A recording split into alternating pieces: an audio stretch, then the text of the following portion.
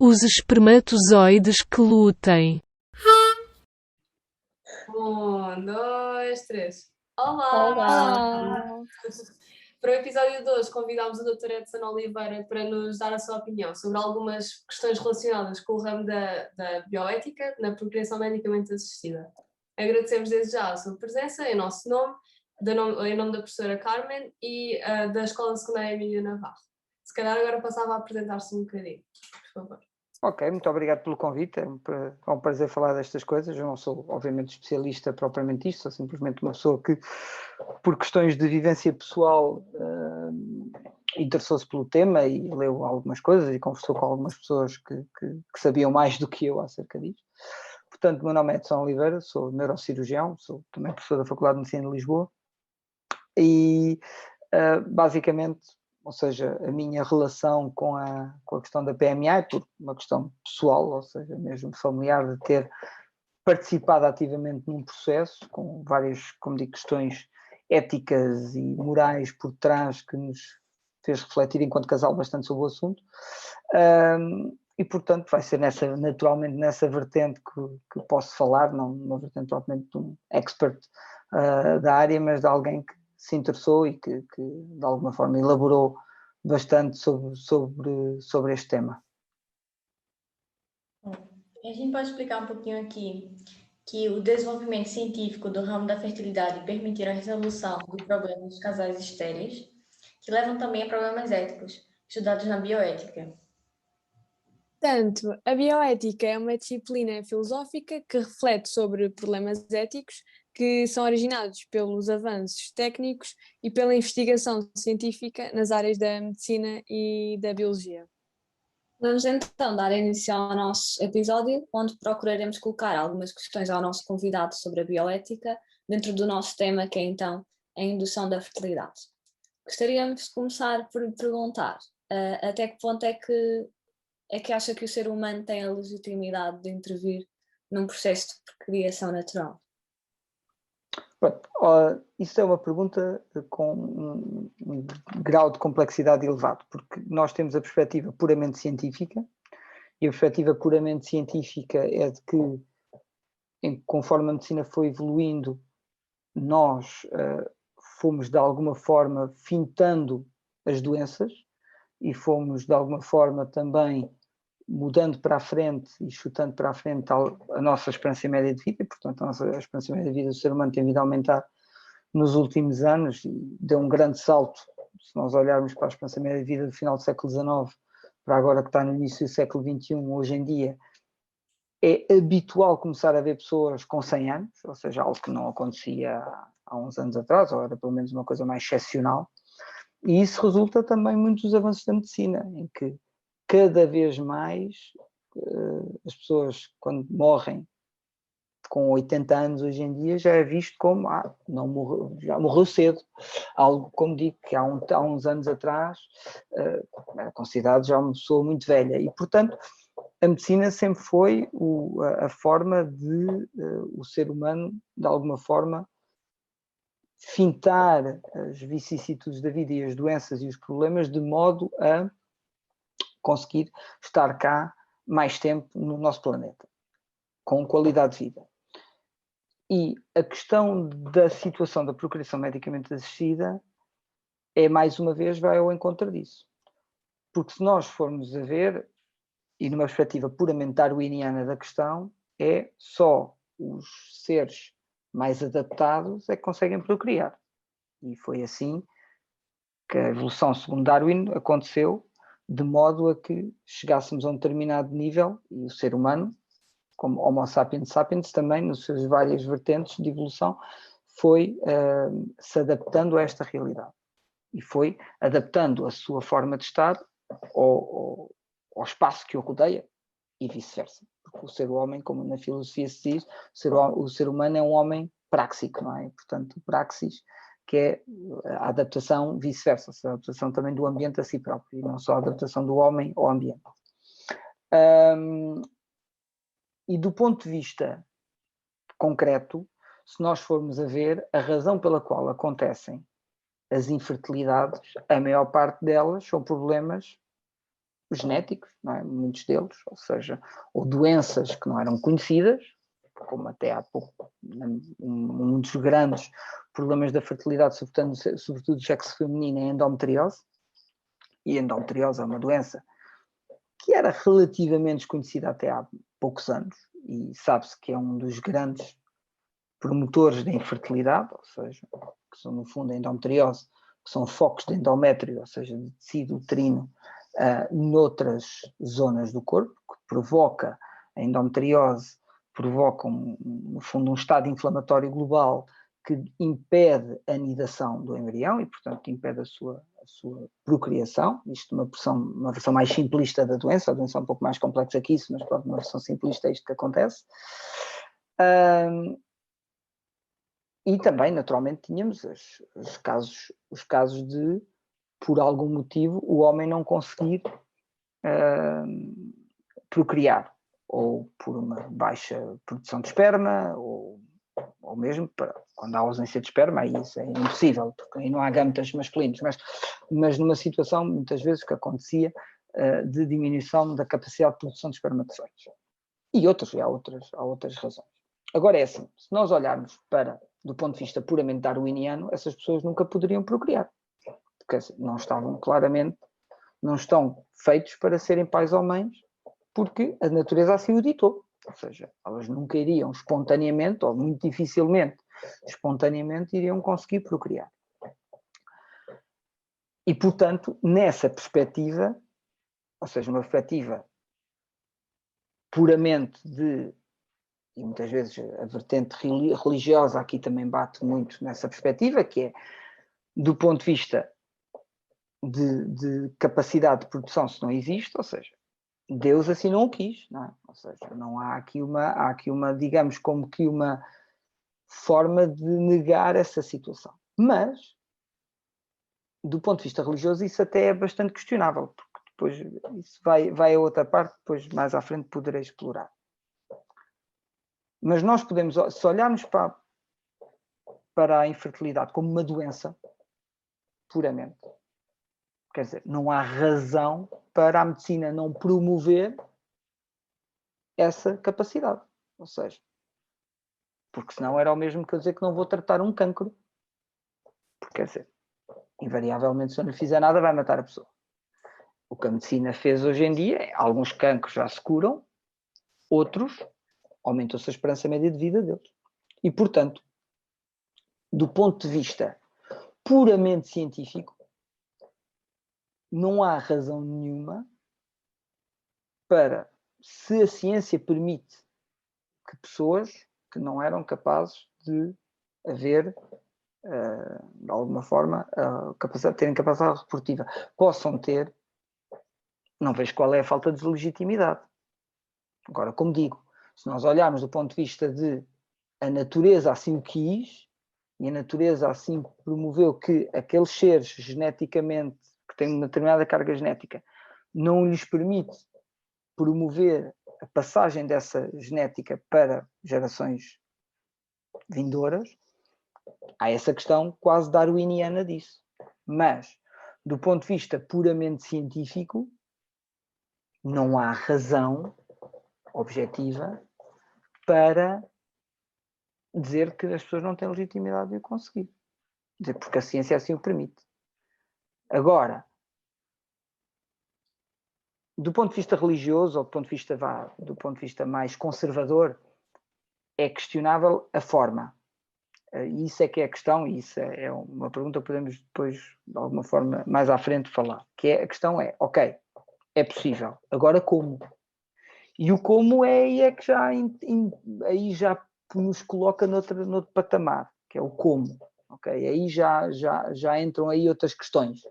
Mas pronto, mas do ponto de vista de legitimidade, acho que, como qualquer doença, é tratável, não há razão para isso não acontecer. Certo. Muito obrigada. E temos outra questão, que é de que forma é que as pessoas com poucas posses monetárias podem recorrer a algum processo de procriação medicamente assistida?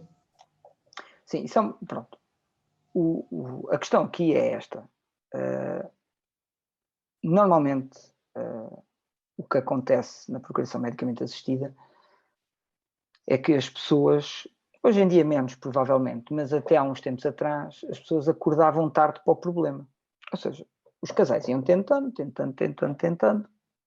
o tempo ia passando, as pessoas vão envelhecendo, e só quando chegavam a uma determinada faixa etária, quer dizer, alguma coisa se passa e iam procurar o porquê de não conseguir. Porque assim, para se considerar que a pessoa não consegue, ou seja, tem um problema de fertilidade, deve-se considerar, pelo menos até há um tempo atrás era assim, não sei se é agora, mas até há um tempo atrás era assim, tem que estar a tentar durante pelo menos um ano. Ou seja, ao final de um ano de tentativas de procriação conscientes, não se conseguir, aí procurar ajuda especializada. De um ano é mais ou menos aquilo que está preconizado para ir procurar ajuda. O problema é que, pronto, nem todas as pessoas pensam nisso, e muitas vezes, lá está, depois chegam a determinadas idades, em que depois também torna o processo muito mais arriscado e até o próprio sucesso da técnica menor, porque conforme as mulheres, neste caso, vão envelhecendo, depois também a própria técnica torna-se menos eficaz. Pronto, o próprio ambiente não é tão propício quando a idade mais jovem. E isso incorre na situação, que é, hoje em dia, muitos casais acordam tarde e quando acordam, o Serviço Nacional de Saúde, que permite fazer procriação medicamente assistida, existe um departamento de reprodução, em grande parte dos hospitais da SNS, que tem um banco de ovos, ou seja, onde são guardados embriões, ou seja, que se faz procriação medicamente assistida, ou seja, guardados ovos ou gametas ou não, porque não esquecer que existe também a situação em que um dos elementos do casal é infértil e não tem forma a dar por não existência de gametas, e aí muitas vezes tem que ir à procura de um dador, quando assim entender, um dador para, no fundo, complementar o gameta que falta no casal, apesar de ser um dador obviamente de fora, não é? Existe uma série de dadores de gametas e bancos para isso acontecer. Agora, uma pessoa com poucas possibilidades económicas, a única forma de recorrer é ao Serviço Nacional de Saúde, que tem resposta. Agora, tem uma resposta muito lenta e muitas vezes, tendo em conta que as pessoas vão à procura de ajuda tarde, o tempo passa. Não é? Mas no privado, tendo em conta que as seguradoras não participam em nada disto, que eu conheço, não há nenhuma seguradora que tenha um pacote em que inclua a PMA, isto é um processo extremamente caro, muito, muito caro. E há pessoas que se endividam para procederem à técnica no privado. Porquê? Porque o Serviço Nacional de Saúde, infelizmente, tem uma oferta ou seja, tem uma procura muito maior do que a oferta. E, portanto, faz com que não seja possível. Mas é assim, no limite, é possível fazer isto tudo através do Serviço Nacional de Saúde. O Serviço Nacional de Saúde tem condições para isso acontecer. Agora, a resposta, claro que não é a mesma. E muitas vezes, como digo, aqui time flies, não é? E, portanto, estamos aqui numa esperoterapia que pode ser complexa para os casais, sobretudo quando vão procurar ajuda já muito tardiamente na doença. Ou na doença, pode não ser doença, mas no problema em questão. E, portanto, é um pouco por aí. Obrigada. Agora gostávamos de saber em que estádio da gestação é que considera que um embrião é um ser vivo e que por isso não deve ser destruído. Pois, isso é uma pergunta de uma complexidade elevada. Porque, se formos do ponto de vista religioso e a forma como eu acredito, o embrião desde a sua concepção. Ok? Ou seja, para mim, é pessoa desde a sua concepção. E, portanto, nunca deve ser destruído. Esta é a minha perspectiva. E isto é o que incorre no problema por trás, num dos grandes problemas éticos que vem por trás das técnicas da procriação medicamente assistida, que é, naturalmente, o número de embriões que é produzido na técnica propriamente dita. E, portanto, para alguém como eu, católico, olha para isto de uma forma não é linear.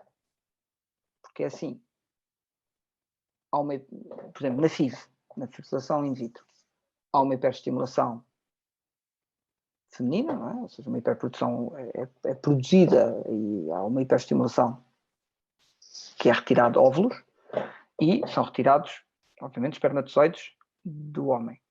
E, portanto, depois aquilo é tudo metido in vitro, não é? Num tubo de ensaio.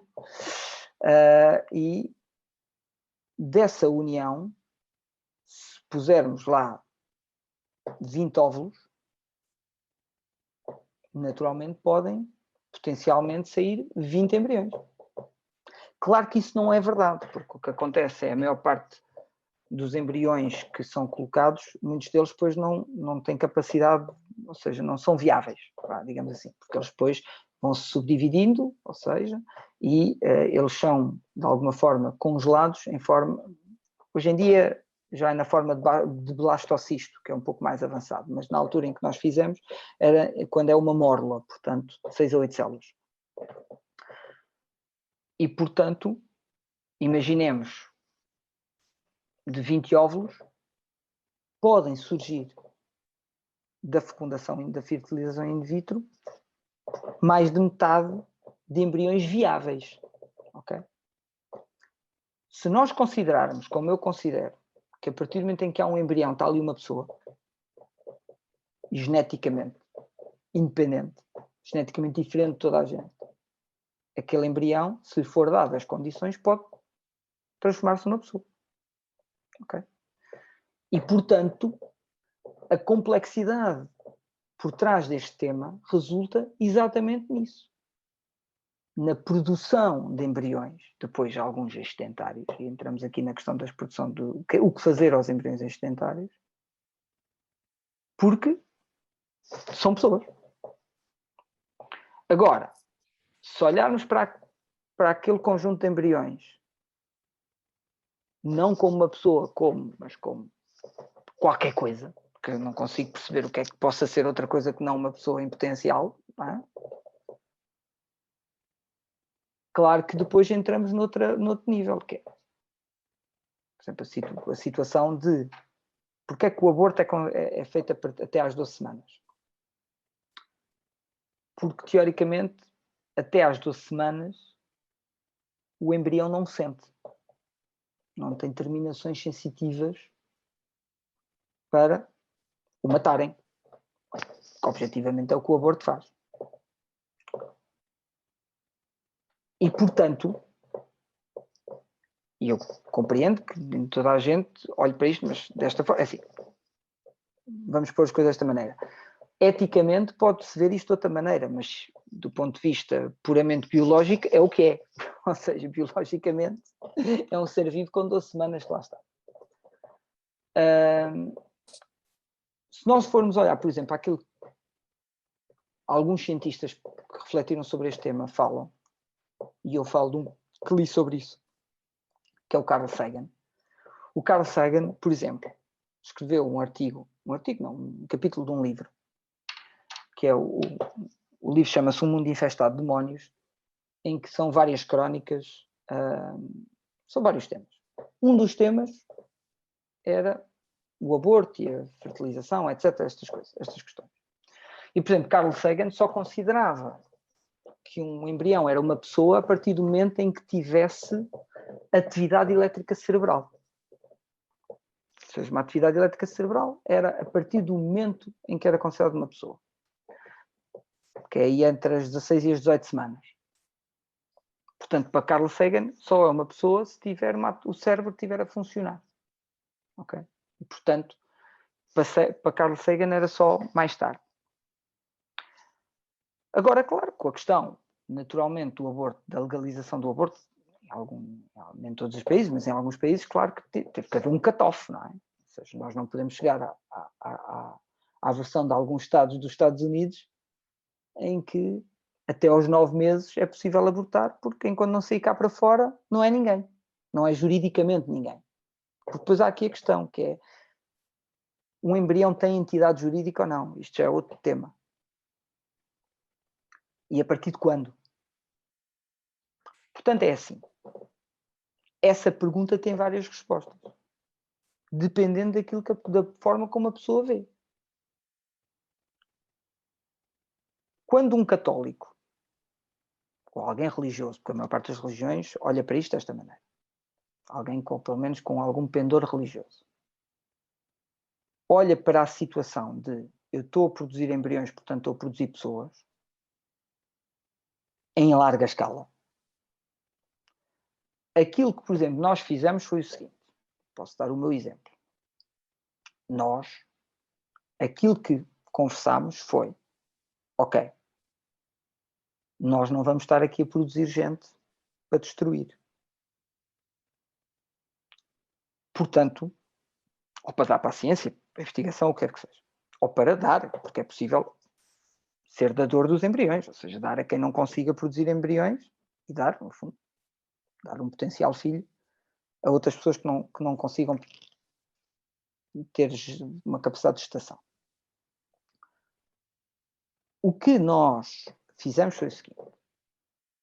Nós sabíamos que a produção de embriões viáveis em fertilização in vitro, entre a junção de óvulos com embriões, com espermatozoides, era à volta de 60% a 80%, normalmente era 60% de embriões viáveis. Portanto, então nós decidimos, e conscientemente, sabendo a partir daqui isto diminuía a probabilidade de sucesso, porque normalmente quem quer fazer isto depois é quantos mais melhor, que é para ver se algum pega.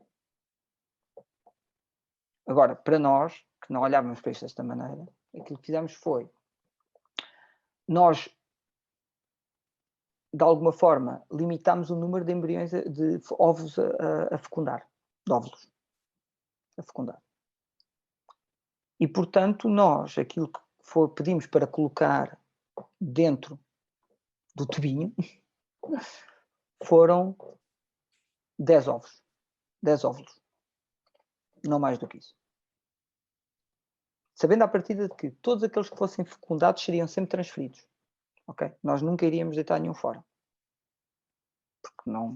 Porque lá está. Para nós aquilo são pessoas. E, portanto, dos 10, jogámos um bocadinho com a lei das probabilidades.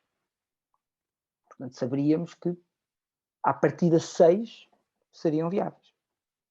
E assim foi. 6 eram viáveis. Portanto, a partir do momento em que 6 eram viáveis, nós saberíamos que iríamos potencialmente ter 6 filhos. Porque nós iríamos sempre transferir os óvulos em algum momento.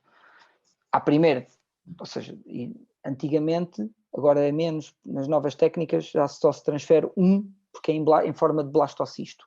E o blastocisto, como é uma versão mais avançada do embrião, a probabilidade de sucesso é maior dele se desenvolver. Anteriormente, como não era na versão de blastocisto, mas era em mórula, ou seja, era uma pequena amorazinha, normalmente o que se fazia era transferiam-se 2 de cada vez. Porque ao transferir 2, a probabilidade de sucesso de pelo menos um de se desenvolver era grande. E, portanto, aquilo que nós fizemos foi, ok, tínhamos 6, foram guardados em 3 palhetas, não é? 2 em cada palheta, criocongelados, e 2 deles transferimos-los logo. Pronto, na altura durante o processo. E que nenhum se desenvolveu. Esses 2 primeiros não aconteceu. E depois tínhamos mais 4, 2 em cada palheta, digamos assim, estavam criocongelados.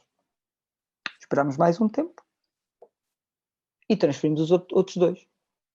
E aí nasceram os 2 miúdos que eu tenho, basicamente. Os gêmeos.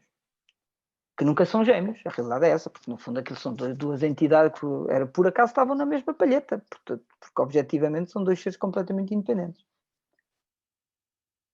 E depois os terceiros, aguardamos mais um tempo, a terceira palheta com mais 2, e transferimos, e também não correu bem. Pronto. Ou seja, lá está. Mas nós, conscientemente, iríamos transferir sempre todos os embriões viáveis. Okay? Mas isto não acontece, ok? ou seja, isto foi uma coisa muito pensada porque era aquilo que era mais próximo da nossa crença moral, ética e religiosa relativamente ao assunto. Que é, epá, nós não vamos deitar fora embriões. Nós não vamos oferecer embriões, nós não vamos dar para a investigação embriões. Nós vamos transferir aqueles que forem viáveis. Pronto. E eu tive esta conversa acerca deste assunto com o Cardeal Patriarca também, numa audiência que eu lhe pedi, e fui conversar com ele sobre isto, porque a Igreja Católica ainda é contra a PMA, conceptualmente, precisamente por causa disto. Porque quer dizer, porque a maior parte das pessoas não pensa nisto. A maior parte das pessoas pretende engravidar e envidar todos os esforços para engravidar, independentemente do número de embriões que se produzam ou deixam de produzir. Ok? Isto é o que a maior parte pensa. E por isso é que a Igreja Católica tem alguma dificuldade em aceitar isto.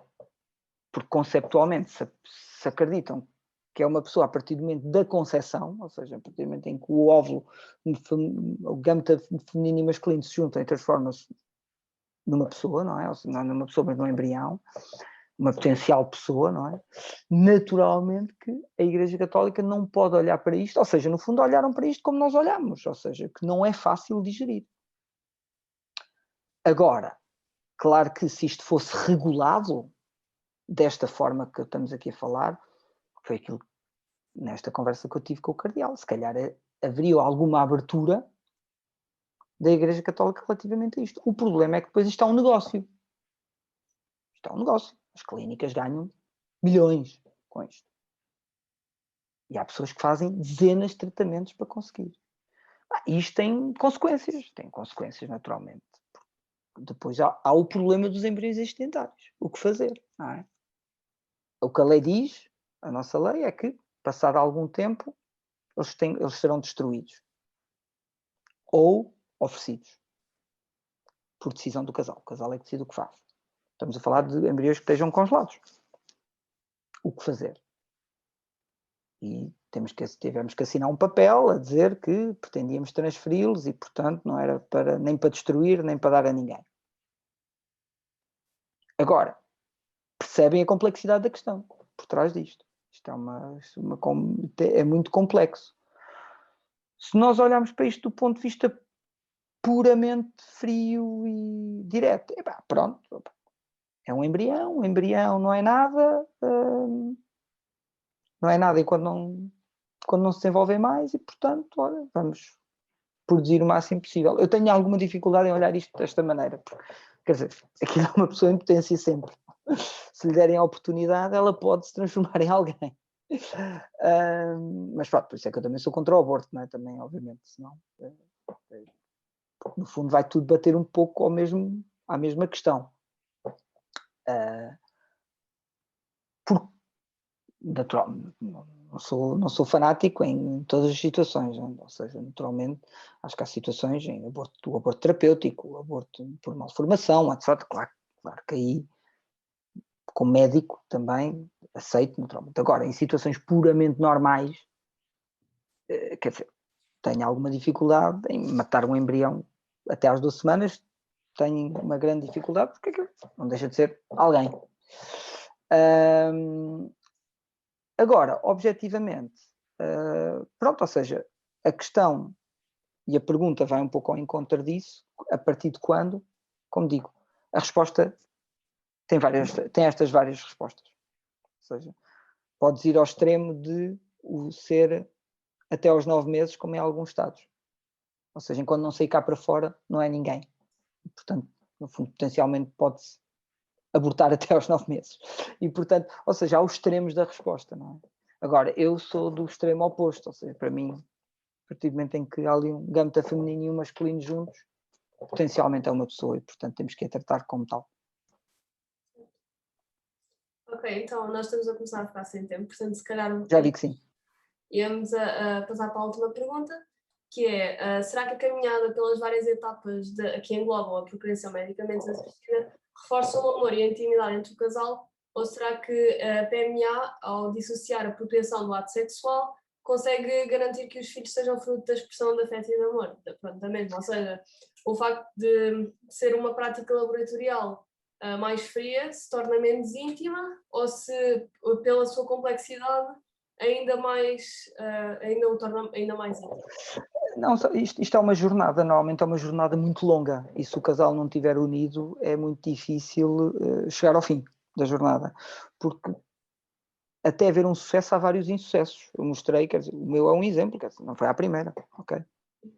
E portanto, se o casal não estiver unido na gestão do insucesso, quer dizer, é muito difícil, porque para já é muito complexo tomar a decisão de ir procurar ajuda e perceber de quem é o problema.